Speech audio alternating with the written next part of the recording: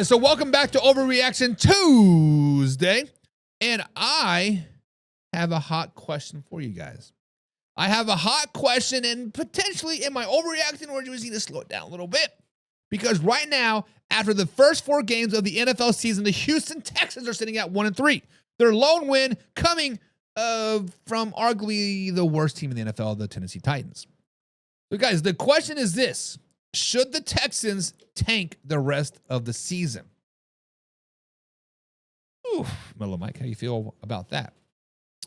Guys, when we see projections, when we see chances, and we see this and this and this, guys, the Texans right now have a less than 1% chance of making the Super Bowl. According to playoff status, Houston's postseason probabilities are minimum. Meanwhile, reports are saying that they even have an 8% chance of even making the divisional playoffs. And they even a less than 5% shot of winning the division. Those are brutal odds. If you are a fan, you're thinking, what's the point of fighting it out in the house of odds are against you? That's the heart versus the tank fight, right? That is the debate that we're talking about. But before we throw in the jersey into the trash, let's break it down a little bit here, right? Because yes, if your chances of a deep run or even a playoff are nearly zero, you risk burning out your roster, exposing weaknesses further, and enduring the morale. The Houston Texans need a good offseason. They need a good rebuild or a retool, right? Because if you battle for the playoffs and you miss the playoffs, you are losing potentially better draft picks. The more picks you have early, the better chances of building a long-term winner if the season is mostly likely thrown away. Those picks might matter more than a few extra wins this season, because let's just be honest, the Texans have a pretty tough schedule. Let the backups, let the rookies, let the second-year players get some meaningful reps. See who is usable for 2026. Do not waste development opportunities. And why wish your core guys when the upside is minimal? AKA CJ Johnson. Injuries late in the season and a lost season can hurt a window more than next season. Now, I get it. Houston hasn't invested a lot into their young core. I understand the fans, the ownership, the media expect the growth not to surrender. Tanking can sour faith, reputation, and the hiring momentum. Now, the AFC South is volatile. Even with the mediocre record, sometimes a divisional winner who shows up might still sneak it in, aka 7-8 wins might win the division still this season. However, teams that embrace giving up often lose swagger, buy-in, and faith. Building a losing culture is dangerous. Football is a very variant heavy sport. A few bounces, 1 or 2 close wins, and you're back into the mix. Abandoning now gives up all that possibility. The contract, the coaching structure, and the cap investment are all there. Sometimes fighting perspective, opinions for trades, flexibility, and division making later in the year. Now, given how these postseason and Super Bowl odds are, I get why tank is tempting for the Houston Texans. But I do not think that the Houston Texans should fully tank yet. I walk the line very finely. I'm going to waffle around. But the truth of the matter is, guys, the Houston Texans have been overachieving for the last 2 seasons. Since C.J. Stroud was drafted into the Houston Texans, they have been overachieving. If the Colts running back catches the ball in a C.J. Stroud's rookie year, they don't make the playoffs. If Anthony Richardson doesn't tap out against the Houston Texans last year, they don't make the playoffs. Guys, the truth of the matter is the Houston Texans are not very good. The truth of the matter is they are building a house on a stick platform. Now, should they tank? No. Should CJ Stroud, be deemed a bust? No. But DeMeco Ryans and the whole coaching situation needs to be evaluated, because their evaluation of talent right now is very, very bad.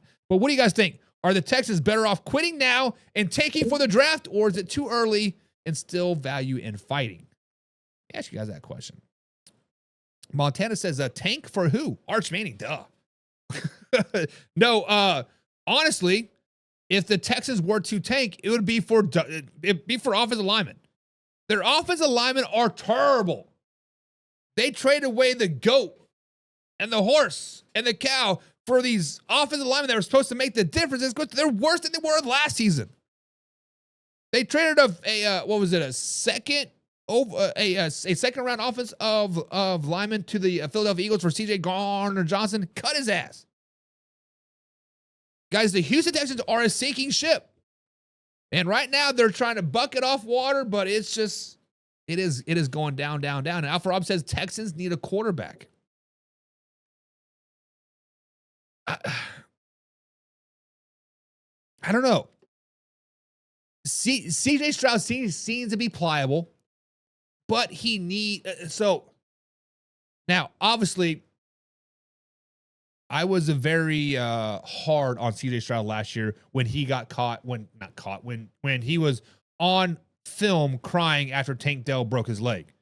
Like he just lost, like he is walking around crying like he just lost his best friend and will never see him again.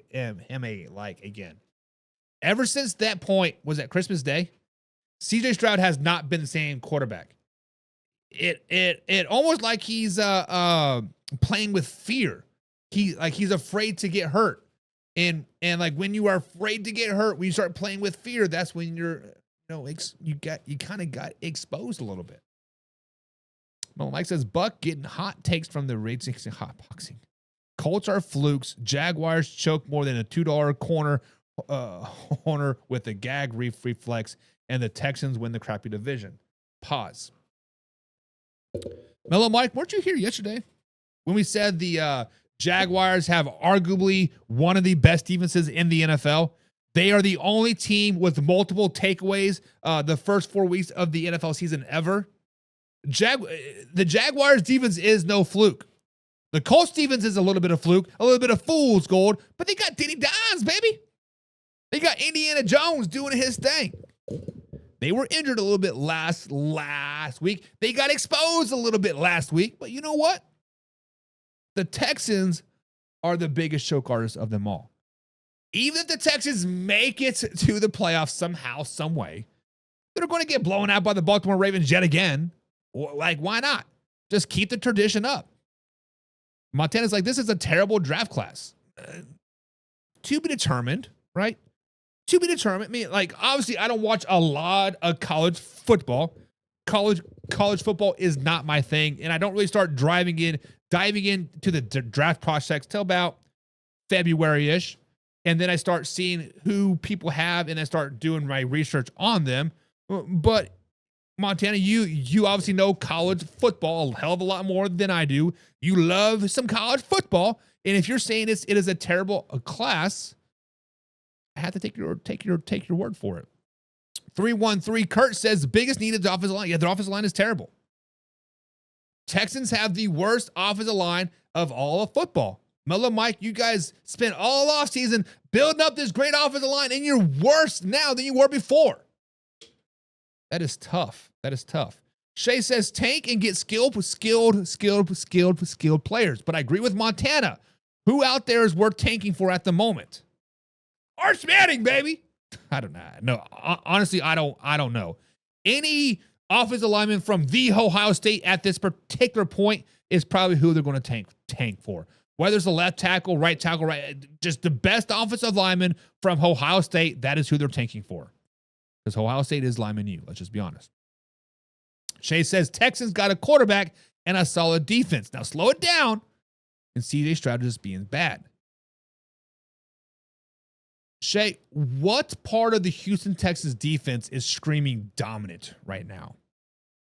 Is it Danielle Hunter? He's not terrible, but his stats, when I watch him, he never jumps off the film at me anyways, but he is not doing very, very good. Will Anderson Jr., not very good right now. Who else do they got? Derek Singletary, didn't he just give up the touchdown pass to the Buccaneers to like lose that game? Who that's got? They got Alshire, pretty much over the hill. Nobody on the Houston Texans defense right now scares me. Not at all. Send them to other teams. Well, Mike says, what, we overachieved?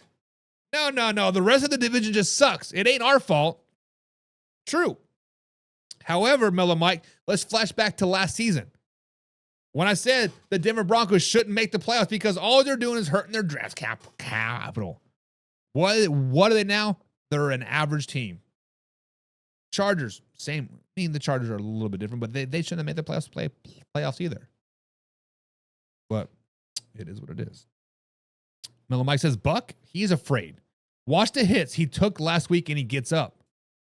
Well, just because you are taking hits doesn't mean you are afraid. He is taking hits because he is afraid. He's afraid to get outside the pocket. CJ Stroud is a wounded dog right now, and he's limping home. He's getting ready to call his mommy. Mommy, come help me. It's getting a little tough here. Come save me. Just man up, buddy. Man up. Alpha Rob says, in other words, the coach needs to slap him and tell him to wake up. Same thing with the coach. Wake up, buddy. What? Guess what? Mellow Mike says, Texans have allowed fewest points in the NFL through the first 4 games of the 5th lowest points in the NFL history. We got Dilver than this baby.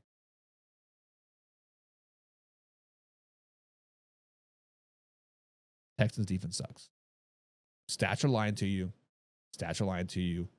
And oh, by the way, stats are lying to you. Shay says, Will Anderson Jr., Daniil Hunter are fine, not good. Not great, but fine.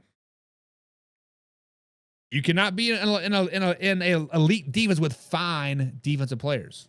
You need great defensive players. You need elite defensive players. 42-17 says Shea Fryer, or it says Montana. What are you guys talking about? Ohio State still haunts me. Oh, the Tennessee game. Ohio State, Tennessee game. So Shea is a Tennessee fan. Montana, you're an IU fan, if I'm not mistaken. But either way, when Tennessee loses, you can talk shit because Tennessee sucks. Montana says, you open that can of worms, bring it up Andrew Luck, Shea. Ugh. Andrew Smuck. I love it.